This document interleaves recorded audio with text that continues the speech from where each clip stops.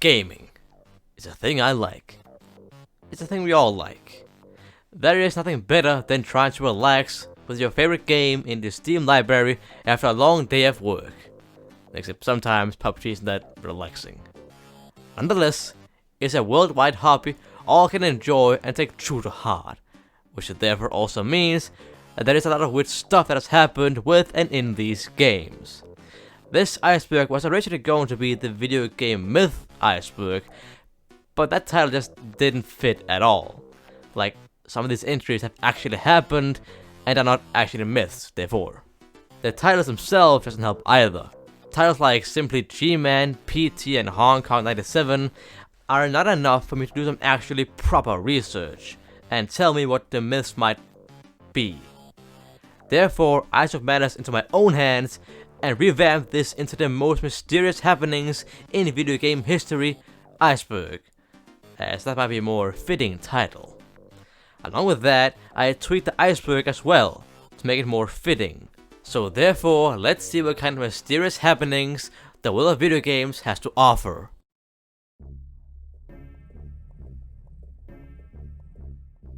Herobrine is a classic mystery from the good old days of Minecraft, where a strange being could be found in the game. He wasn't a mob per se, but more of a different player who was snuck into a game. Of course, there were mysteries surrounding this guy, but there were apparently also different interpretations. As said, he could either sneak into your game, or he could be summoned with this classic shrine of sorts. It didn't do anything, but man, it was cool, and everyone made it. You did too, and so did I. Some say he even built long 3x3 tunnels with paintings in the end, and others say he made lightning. This Steve lookalike has sent fear and terror into many kids, as you never knew where or when he was sneaking around your game. And the thought of having him appear in front of you out of nowhere in a single player playthrough is also immensely scary. Was he real though? Well, no, of course not. However, it was an integral part of the game, which the devs themselves even took into play, as they've actually added removed Herobrine in some update pages, which just made the myth more alive. Half-Life 3 is a myth. It isn't real. Or, well, that depends on the future. Half-Life 2 Episode 3, as all good gamers know, is the next installment in the Half-Life franchise, which is most likely not coming. I mean, Episode 2 came out in 2007, and still, 15 years later, nothing has happened. They don't even say it's in development, and all kinds of leaks surrounding this game is most likely just memes and whatnot. But hey, we have Half-Life Alyx, so I guess you could take that as a kind of Half-Life 3 if you want. The actual game, logically speaking, should come out at some point, as a giant corporation like Valve can't just end the game mid-telling. Stuff's weird, man. In the darkest, deepest depths of the back and beyond, in the loneliest corners of Flint County, mysteries and creepy events are not unusual. I mean, it is a video game, but still. Some people have claimed to see none other than Bigfoot in these woods. Wait, why is he called Bigfoot again? I mean, his big feet aren't that big compared to the rest of him. Anyways, in GTA San Andreas, a bunch of people have claimed to have found Bigfoot in these woods, even with screenshots and whatnot.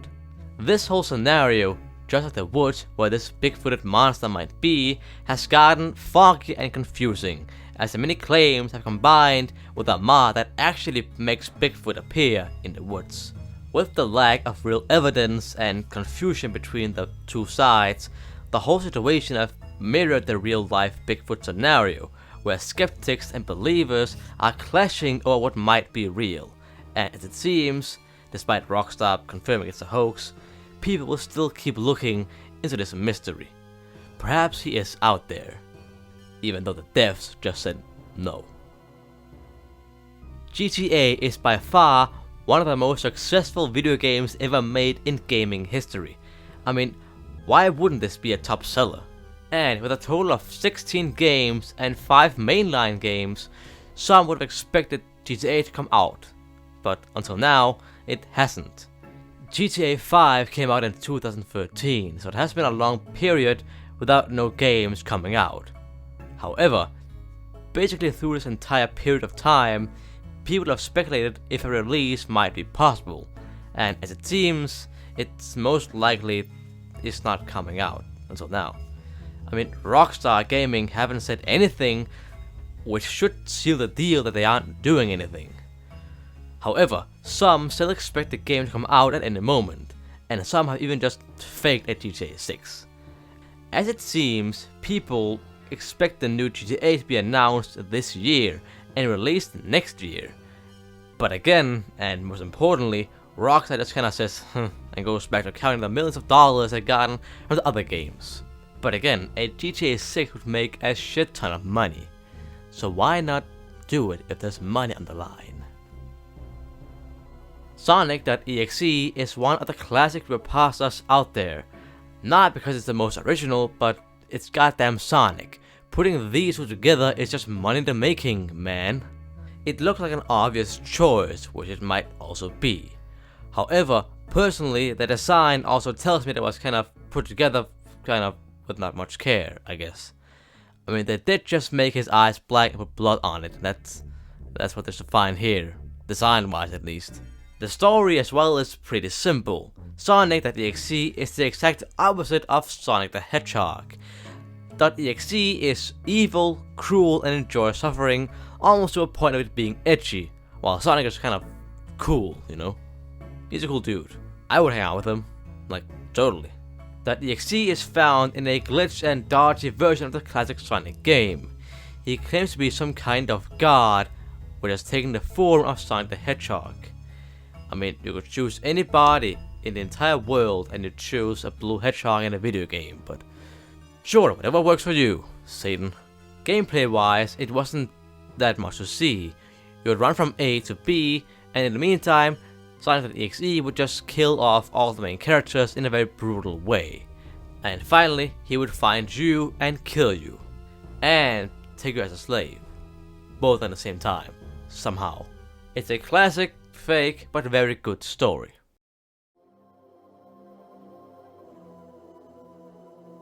The controversy surrounding the punishing of Ning Wai Chung, also known as Blitzchung, in an official Hearthstone match brought a lot of hatred and confusion among the world. And I guess gaming too. It was more political than game related per se. After he voiced concern and support of the Hong Kong protesters in an official Hearthstone match, where he wore a mask similar to that the protesters wore, and just voiced concern outright, the stream was cut off soon after, or after he was not only banned from the tournament, but all Grandmaster tournaments for about a year's time. This sparked a whole lot of controversy around the world, as any man is allowed to say what he wants, even by Blizzard's own rulebook. However, they can't say anything that makes Blizzard look bad or annoys the general public. And despite the Chinese being angry at Blitzchung for supporting Hong Kong, the rest of the world was angry at Blizzard for banning him. This event not only led to a boycott of Blizzard and a bunch of hate, but even the US Congress told Blizzard to restrict but not lift the punishment of Blitzchung. A bunch of different gaming companies also voiced their support for Blitzchung and even offered him the amount of money lost in the tournament, which also got taken away from him by Blizzard. While the ban was reduced by Blizzard, it was never truly lifted, and they even went on to ban the All-American University team. They also said that their affiliation with China had no effect on the banning at all. Petscop is a game that has rocked the world of YouTube and gaming since it came out sometime in 2017, and it isn't even a real game. It first appeared on the channel simply called Petscop, which shows off the game in a let's play kind of way. Apparently, it was a game he owned, but never finished it because he was unable to. At first, it seems like a kind of Pokemon game where you gotta collect all of them. However, at a certain point, the entire premise is thrown out the window as a new kind of story is revealed. As a door begins to open, the game becomes a cryptic story, which is a rather long one to tell. The game again isn't real and is simply some guy who made a very good story. But no matter what happens, either on the channel or in the real life, we aren't gonna see Pyro's Pitch Up 2 video. So just suck it up, gay boy, it ain't happening. Another Iceberg classic. Well, anything from the Super Mario 64 Iceberg is a certified classic, as you all know. Nonetheless, L is Real 2401 is a kind of Easter egg that can be found in the back garden of Peach's castle in Super Mario 64. You know, that place with the booze. In the middle of a water spring, a statue can be found with an engraving that is pretty hard to see. However, it looks to say L is Real 2401, which is a kind of random thing to say and to put on the middle of a statue. And that, of course, began some speculation. What could he possibly mean by this? The biggest story was that L stood for Luigi, and that the message meant that Luigi was real. In the game, you know. This would make sense as a kind of Easter egg, as Luigi normally can be found in the game, so saying that Luigi is real might have meant that he is perhaps in the game somewhere. Yet that still didn't answer the 2401 part. Why would there just be some random strange numbers by its side? Well, as it seems, that apparently wasn't that random, as 24 years and 1 month later, a leaked beta version of Super Mario 64 appeared on the web. And what did we find in those files, in the codes? Not only Luigi, but Luigi voice lines. That might have been one of the most mysterious things to come out of that game. Apparently, L was real, and so was 2401. The 2401 part was right. I mean, it predicted the date it would happen. And that isn't even mentioning the fact that the 2401 part isn't real. None of it is. It is, after all, a myth. It actually never said that. I mean, look at this. It could be anything. While some could say it looked to say L is Real 2401, the Eternal Star might be a more fitting title, as it is a star statue, and L is Real 2401 in the end is some nonsense. It doesn't make any sense. But it still turned out to be true. So it was a mistake, yet the mistake's intentions, which turned out to be a mystery, was actually real, yet still it was fake. Now that is a true mystery. Hey, want a hot cup of coffee? Yeah? Police under arrest. Not only is it inappropriate, you're also just a bad man. Tea is clearly better. Anyways, that whole hot coffee thing was an actual event with controversy back in 2004. While GTA San Andreas was being developed, some of the devs apparently went a bit too far when it came to what they could actually put in the game. And it's GTA we're talking about here, so goddamn. Again, it's already filled with controversial stuff, and this takes a cake. So what in the world could this be? How can a beverage be so on edge? Well, it was a suitable name for an event in the game.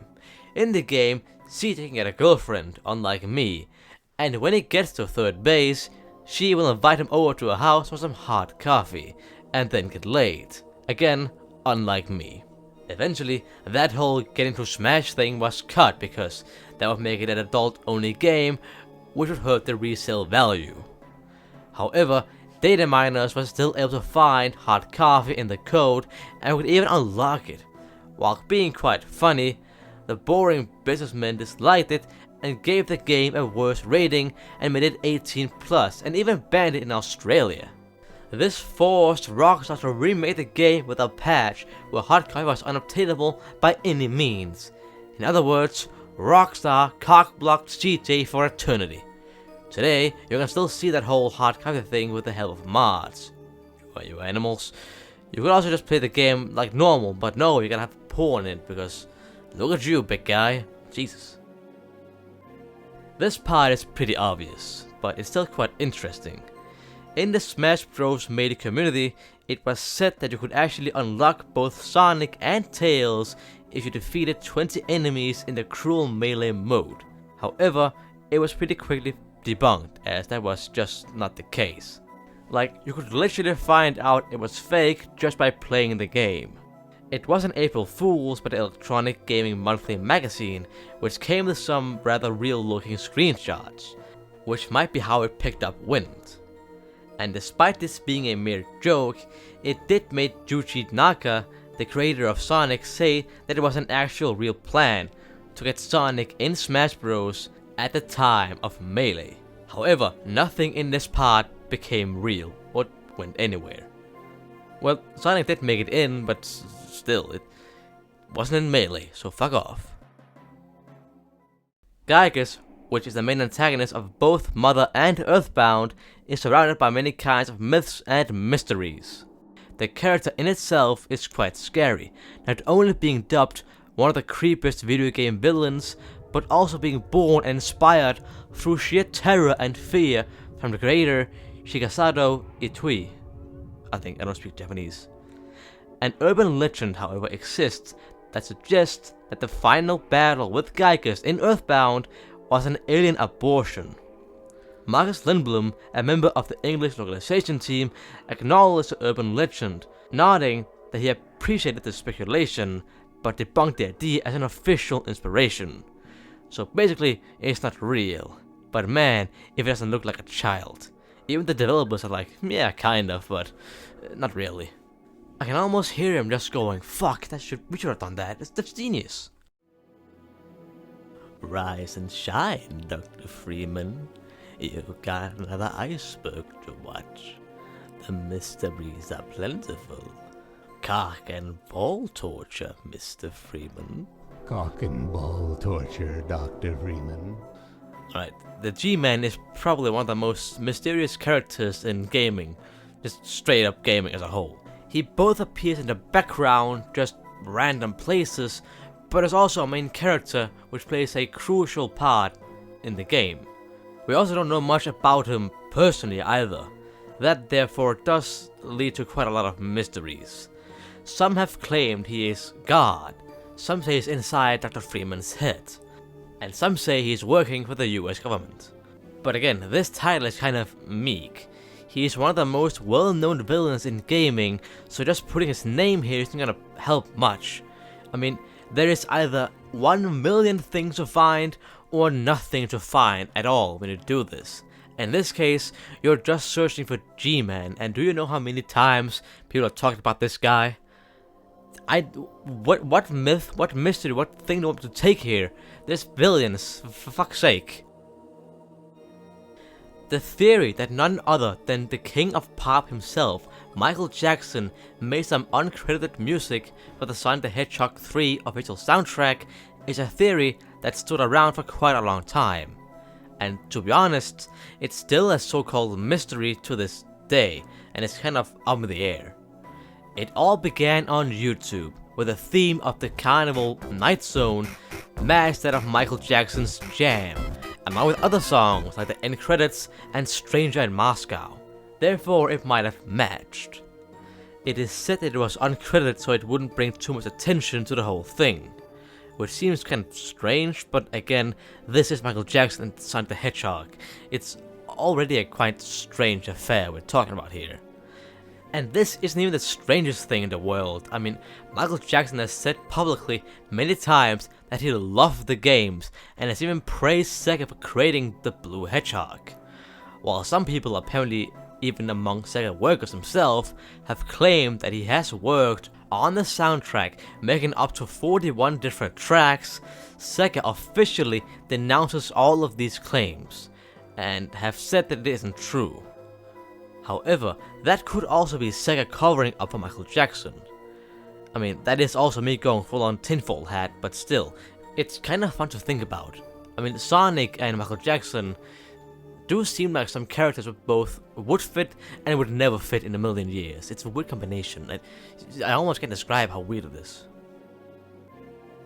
A classic myth from the good old days, which we have now gotten. In fact, we've actually gotten Mew 4 even. As we most likely all know, Mewtwo is one of the most recognizable Pokemon from the entire franchise. The name Mewtwo is a combination of Mew and 2, as Mewtwo was made to be a clone of the legendary Pokemon Mew, which then failed and made this thing. However, there were other man-made Pokemons which were supposed to mimic Mew. In the official comics, which is the lesser known part of the entire franchise, we get to see the actual Mew 3, which is more or less just a Clefairy, but still, it's there. Some have theorized that there might be even more Mew-like man-made Pokemons out there. An actual Mew 3, or even a Mew 4, or Mew 100, who knows. Fake leaks, theories, and jokes have all made a part and tried to find an actual Mew 3, in the games and probably even in the show. And, well, that was until Mew got not only 1, but 2 Mega Evolutions in Pokemon X and Y, which was kind of an evolution to Mew, which then meant there was a Mew 3 in a way. And there's even 2 of them now, you can choose what you want. So, mystery solved, I guess. There is nothing more sad than being the lesser version of someone who was made to be the lesser version of the main protagonist. However, that is the sad life of Waluigi, the clear bottom of the 4 collective bros in the Super Mario franchise.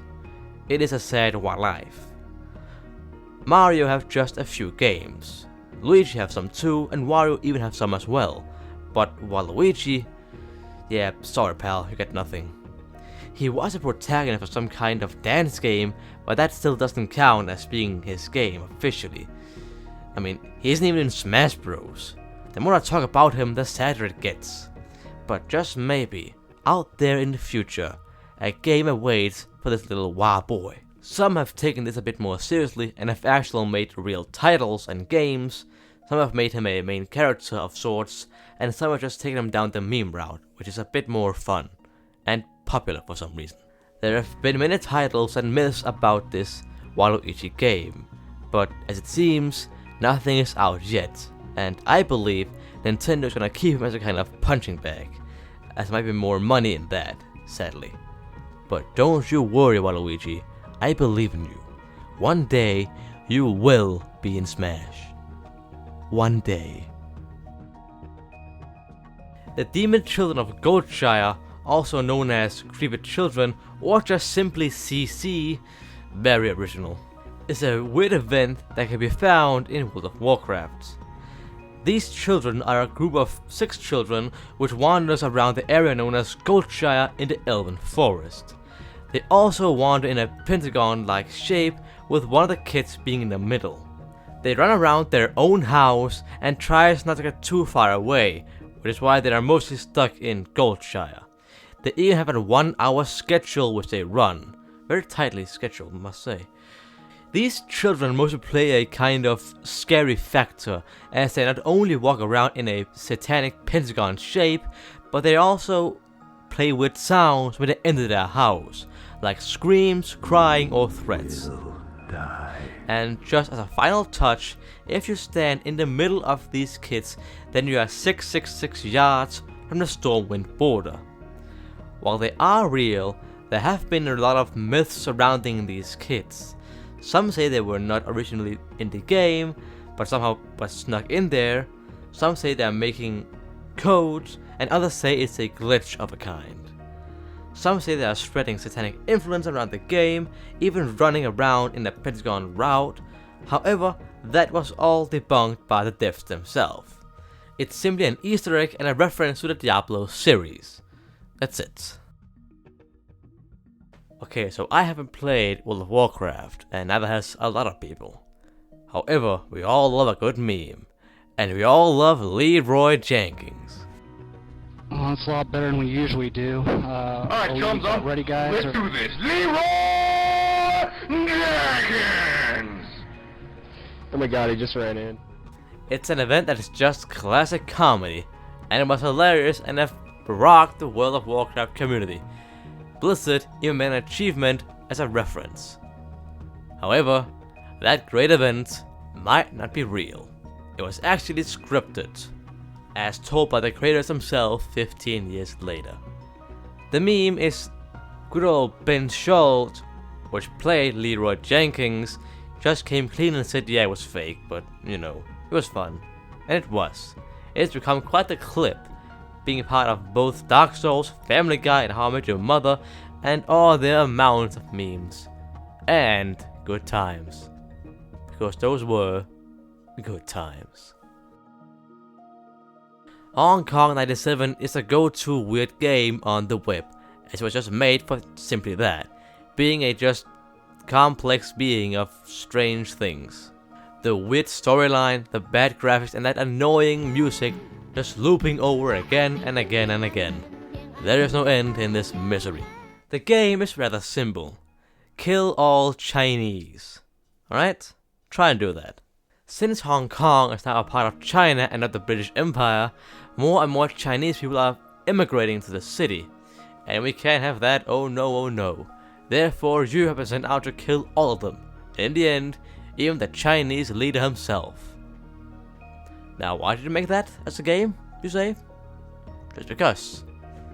That might actually be it. Just because it's a concept so ridiculous, it would actually be a statement. The developer, Yoshihisa Kurosawa, tried to make the absolute worst video game out there, just generally, as a way of mocking the gaming industry.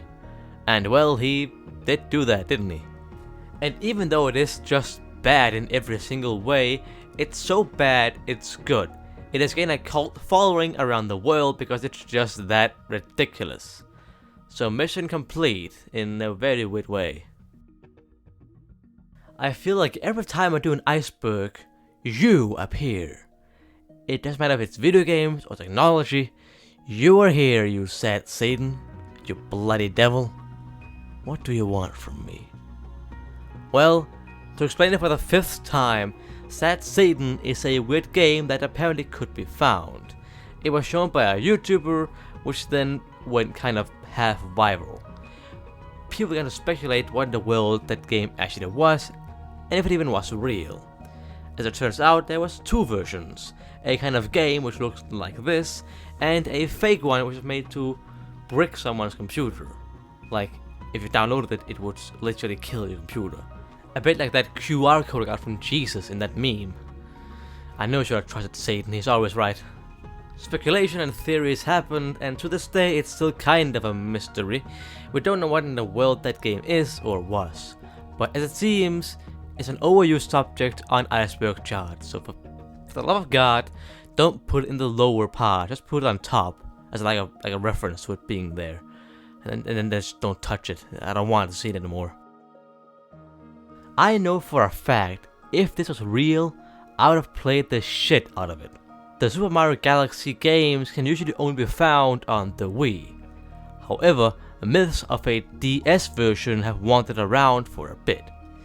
Usually, like any gaming company, Nintendo wants you to actually buy their game. However, in this instance, with the DS version, you have to actually work to get it. Not pay, just work very hard. If you beat Super Mario Galaxy 1 with 100% as both Mario and Luigi and fed the stars to a hungry Luma, they would give you a download code to your DS, where you could actually play the Super Mario version on there. And some believed it. I mean, that already sounds dumb, and it was basically just that. In the end, this rumor was made by Pablo Belmonte, a man who is known for making Nintendo hoaxes as a hobby. However, an actual Super Mario Galaxy port for the DS is real, yet this one isn't a hoax like the last one. Some fans have actually made a DS version of the game.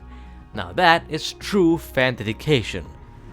Maybe I should download it at some point and try and play it, if I ever get the willpower to do it. Guessing the name of the next Xbox console is not the easiest thing in the world.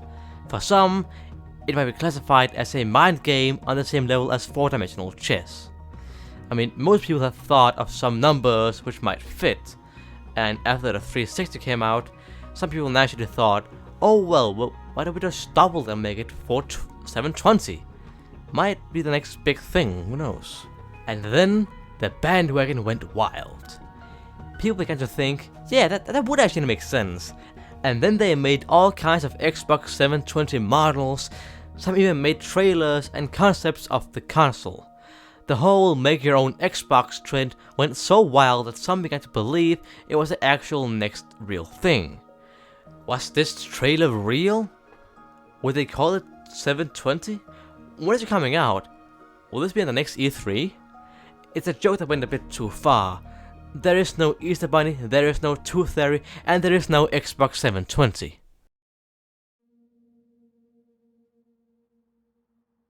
A bit like the Xbox 720, this is another example of, dude, they're totally gonna double the numbers. At the time, the Mario games kind of took a jump from 1, then 2, then 3, then 64. Which for some seemed like a kind of weird leap. But to my fellow intellectuals, it was because they had 64-bit graphics. Which was kind of revolutionary at the time. That's also why it's in the name, to kind of flex on other people. Since the game was so popular, people expected a kind of Super Mario 64 2. And since the 3D graphic was kind of a big part of it, maybe they would try to do it with 128 graphics and call it Super Mario 128. And, well, an official sequel to the game has never come out. Instead, we got other 3D platformers, which were also good. However, the use of 128 was a big impact, and it was more than just a dumb thought by kids. An actual Super Mario 128 was shown off at the Space World event in 2000, which then didn't amount to anything at all. Well, they reused the graphics, but a game like that didn't really come out. However, this game could be seen as a birthplace to Super Mario Galaxy, a kind of a Super Mario 64 2, if you then ignore Sunshine. And finally, it was used as a kind of codename for many games under development. But in the end, 128 is nothing more than a dumb thought that seemed cool but actually was kind of useless. The Madden games are another one of those games where you play a sport but on a gaming system. And the game your dad would say, why don't you play this game outside with your friends instead of watching someone else play it? I don't know, Dad, why don't you go out and play some American football instead of watching it on television and get mad at them when they don't do something you couldn't do in 10 years? Alright, dinner's ready, son. The Madden games are fairly popular and they get a new game each year because, you know, EA money. However, these games also comes with a curse. Not for the player, but for the American football player on the cover. Usually, they put a new player on the cover each year for branding and excitement.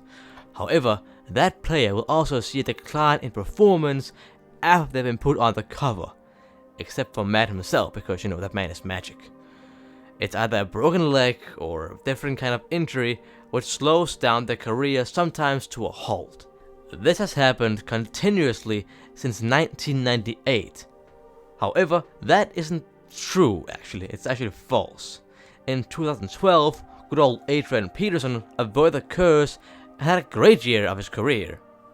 This proves that the curse isn't real. It's mostly just people getting unlucky, and again, this is American football. Getting hurt is a part of the game. Agent is another one of those titles that makes the Iceberg very cryptid, but it is also an apparent game by Rockstar which never saw the light of day. And did at the same time. Funny story. It was going to be a revolutionary game that was going to revolutionize the entire genre and be a top seller, but it just never came out. Still, many years later, today, we don't know why Rockstar just announced the game and then did nothing afterwards. It apparently even had a website running way after the game got quote-unquote cancelled, saying, coming soon to the PlayStation 3, even as the PlayStation 5 was being sold. It was even on the Rockstar website for a long time, only being removed kind of recently. The mystery here isn't why they just didn't finish it, but why they just seemed to drop it out of nowhere. Why did they go from calling it a revolutionary game to just kind of ignoring it completely?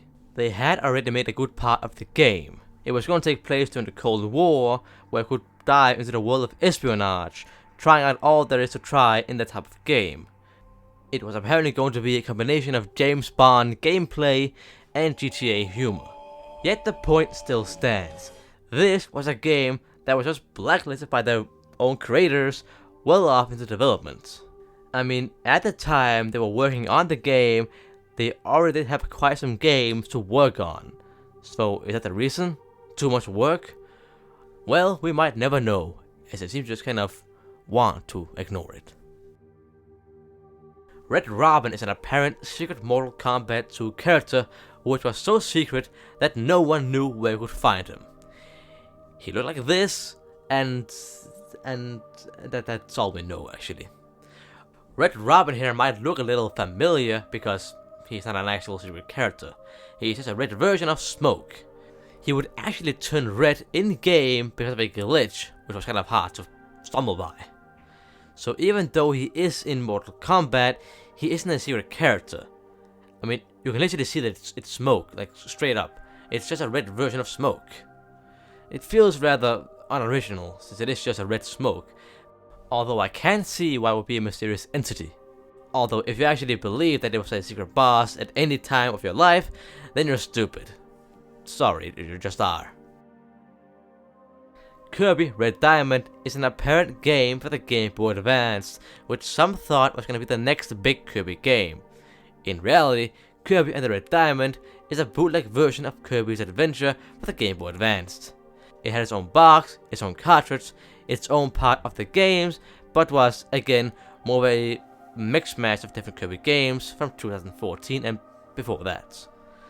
It was quite literally a Frankenstein of Kirby games, which some apparently thought was gonna be real, despite it being a total bootleg. In other words, point and laugh. Haha, he fell for the joke, what a loser. In the OG Zelda game, there were a bunch of dungeons to go through. There still are in the modern games, but in the original ones, there were some special dungeons. There were the Eagle, the Moon, and the third dungeon, the Manji, which has been under constant fire. Some of these dungeons had a specific shape, mostly to fit the name which they bear, and this dungeon had a shape which has made many shake their heads. This is quite obviously a swastika, not only in game, but also the concept art of the dungeon seems to be kind of radical. And despite this being a kind of offensive image in the West, taking people back to the 1930s and 40s, in Asia, this image is still seen as its original image, a symbol of well-being. That is also the thought behind the symbol. And no Nazi affiliation here, just good vibes only. Sweet, easy clickbait. Nah, you know I wouldn't do that to you. Lying, that is. Never.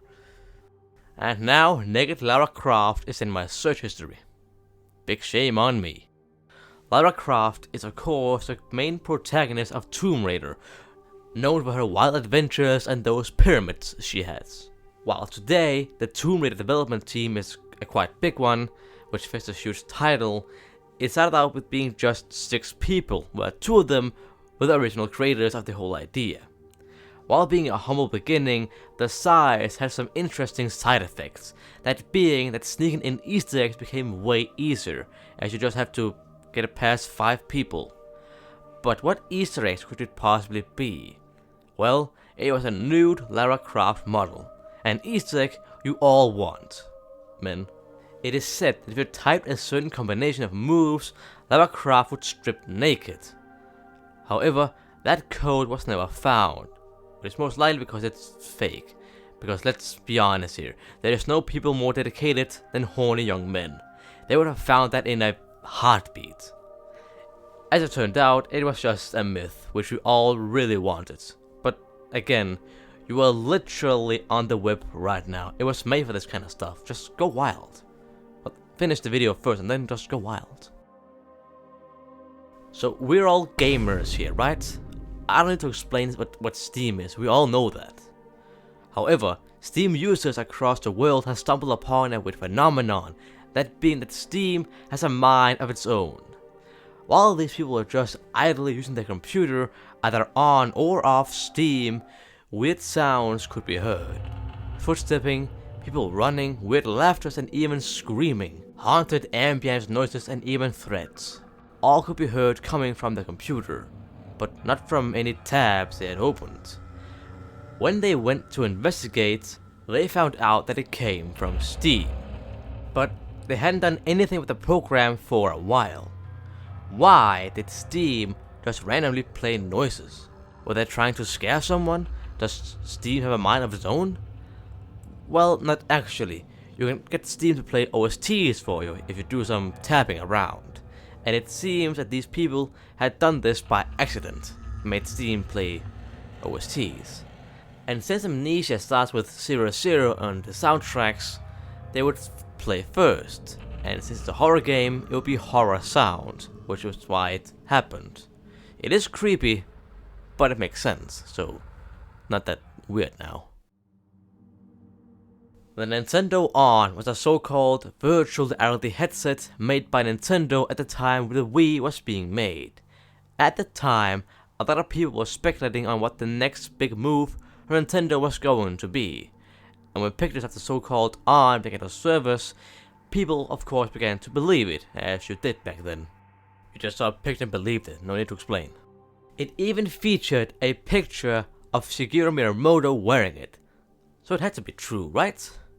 There was a trailer of sorts out there, somewhere on the web, which showed the On in different versions, like a Boo and Babam version. It even featured 2 games, a WarioWare and a Metal Gear Solid game to fit with the On. It was going to be the world's first mass-produced VR headset, which is already where the first mistakes come into play. Every good Nintendo fan knows why they wouldn't make a VR headset. The Virtual Boy. They fucking took an oath never to touch that area of the world ever again. It was the biggest flop, I think, just period. And also, it was made by Pablo Belmonte, which of course is a guy who fakes Nintendo stuff, so again, don't believe what he says, he's a troll.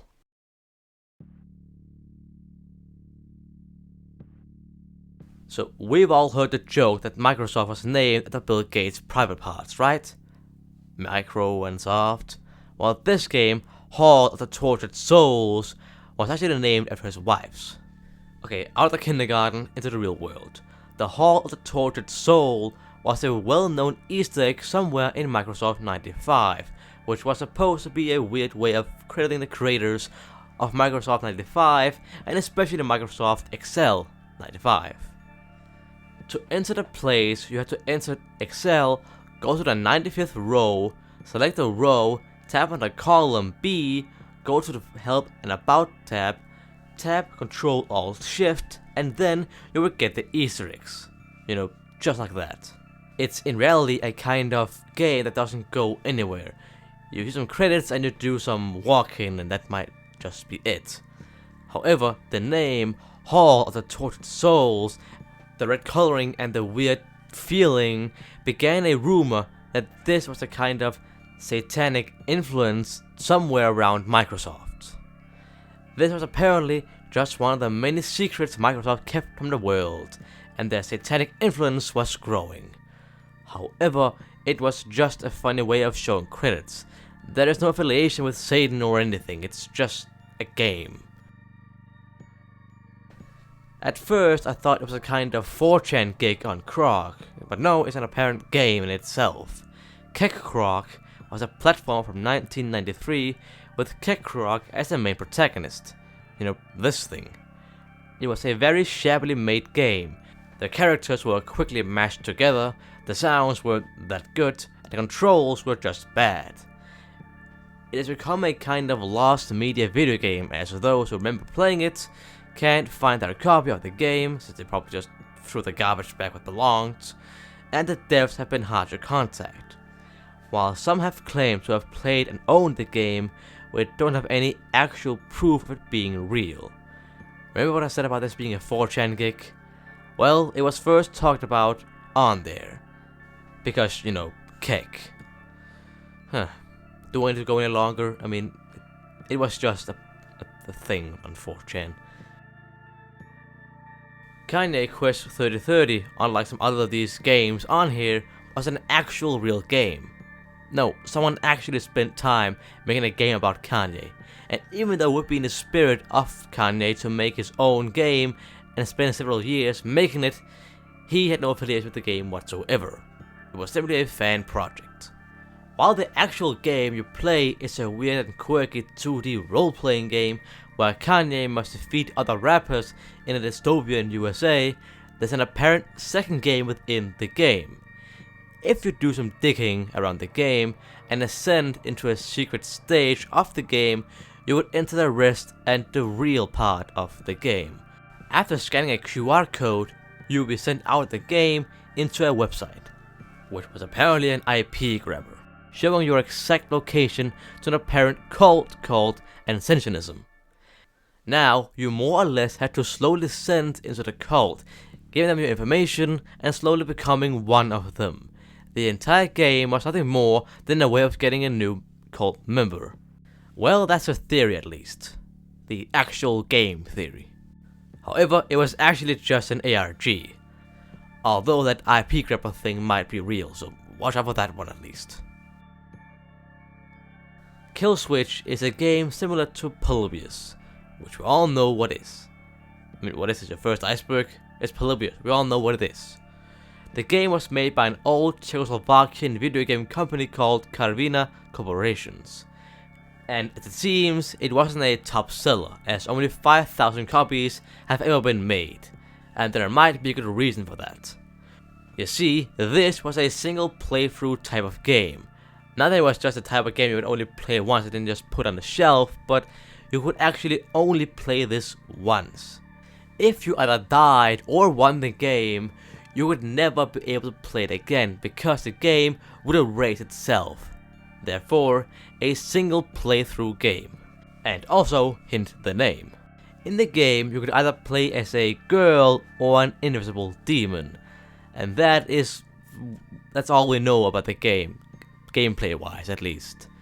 And that's because Kill Switch was an actual short story made by Catherine M. Valente and not an actual game. That was a weird turn from video game to short story. Mr. Mix was an apparent video game from back in the 1990s. It was a typing game, a bit like Mario teaches typing. However, Mr. Mix was just pure chaos, if not just badly made. There are a total of 6 levels, however, you aren't gonna play all of them, as you can hardly even make it past level 3. It had a words per minute requirement to proceed, where one of the game's most notorious parts comes into play, the almost insane skill curve. It goes from 10 words per minute in level 1 to 500 in level 3. The background music seemed lacking as well. Level 1 had some kind of pattern of growls and weird noises, which only became louder and louder as the game progressed. Level 2 just didn't have music. And level 3 has some kind of hairdryer in the background, an eerie noise. And then there's the Mr. Mix himself, a chef with red cheeks and a doughy body. He would just be a character whom you would tie words to, and eventually you would give him enough words to make something out of it, like a cake or something. And while he wasn't a threat, he was still immensely creepy. Many kids have had nightmares about him and didn't want to play the game afterwards simply because of him. As some people began to dig down into the game, they found pictures of disturbed and distorted faces screaming in pain, which couldn't be deleted unless ending in a blue screen. The game was a totally anomalous thing, where a few hackers tried to dig deep into the story behind the game. As they went on and played the final level of the game, they apparently became deranged and seek out small children themselves. This is also the part of the story where you realize it was just a creepypasta. No, really, it's a story. It's been proven fake. However, it sounds kind of like a thing that would be real. Not the taking children part, but the whole hideous game thing. My fellow Americans, let's sit down for just a moment. As we are about to invade Iraq, we face an enemy unlike never seen before. Not that he's tough, I think I'll actually beat the guy in like a week or two, but he's just batshit fucking insane. This is Saddam Hussein, dictator of Iraq. Rumors have it that this man has not only bought 4,000 PlayStation 2s, but he's using them to conquer the world. Now, how? Is he gonna crash the video game market and be the only guy to ever sell them again, making him the true ruler of video games? No. In fact, he is gonna remake this simple bundle of joy into AA, or in other words, anti-aircraft guns.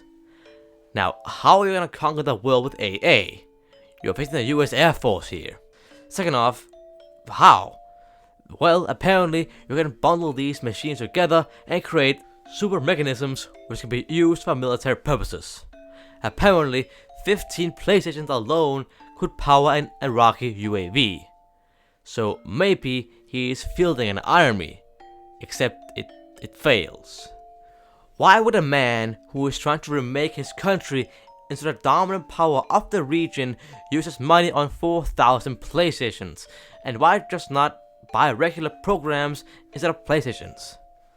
Anyways, we won the war. Yeah, since we began to speak, we've actually entered Baghdad. So, yeah. So go home to your wife and kids and become homeless. Because, goddamn, USA.